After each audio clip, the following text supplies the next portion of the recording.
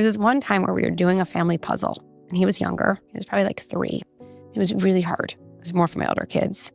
He was kind of doing his own thing. I think he was playing with blocks on the side. We leave, we come back, and like a couple of the puzzle pieces were missing that were in. And I just knew. I knew it. He saw it. I know most generous interpretation. He felt like, oh my God, I can't participate in what the rest of the family is doing. And so you know what I'm going to do? Because I'm a smart kid, I'm just going to stop them from participating. And so I'm going to take the puzzle pieces and hide them. I knew it. I know him.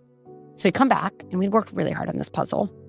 Of course, you're angry. But again, I can either do nothing on the outside or do nothing on the inside. In that moment, not always, but chose to be an adult. And I was just like, I know you took the puzzle pieces. I just want, And he's like, what are you talking? No, I didn't. Maybe he's 4. No, I didn't. And then this is truly going back to stories and going back to shame. If you feel like you're the bad kid who's doing bad things, and you're the only one who's like that, you are shut down from learning. So I went up to him on the couch, and my husband, I remember watching me being like, what are you doing? And this is how I started. I go, I don't know if I can tell you this, which any kid's going to be. It's like, I don't know if I can tell you this.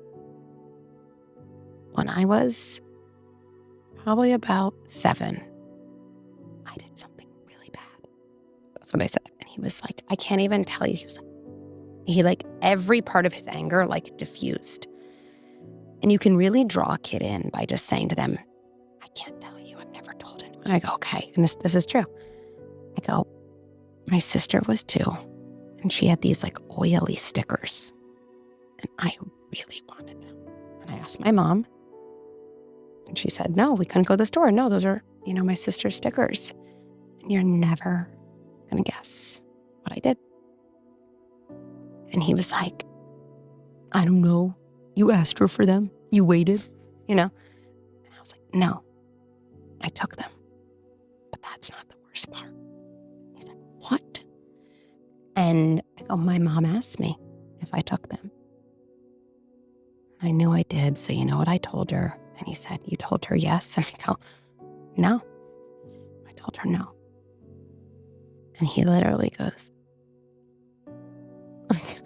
and I feel like in that moment, what's happening is he's saying like so many things that you can never say didactically. Like, Mom, like, you're my mom. I love you. I hold you on a pedestal. And like, even you did something that wasn't so great. There's like so much hope and goodness. And then in that moment, I did not say, and you cannot say in these situations, so now you can tell me that you just have to like trust. Because I think the shame of the badness, shame freezes you, right? As an animal defense state, right? Shame freezes you. So a kid who's lying to you is always in shame. And you can't get a kid to unfreeze and move to a different place of telling you the truth if you're adding more shame through fear. Like the math doesn't work. But you can through stories. Now, true story, he did not right after that say, I was just like, I remember my husband who was okay with me saying this. He was like, we have to punish him. We have to punish him. I was like, in the moment, that's going to feel very cathartic to us. That's what punishment does. It makes you feel very powerful. It makes you feel very cathartic. It doesn't work. It just doesn't, especially not with kids who are strong-willed. I was like, just give it a couple days. It's probably a good 3 days later. And he brought me the puzzle pieces in a bag. And he just said, I took them.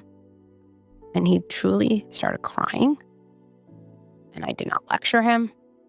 I feel like the whole arc, the whole lesson had basically already happened.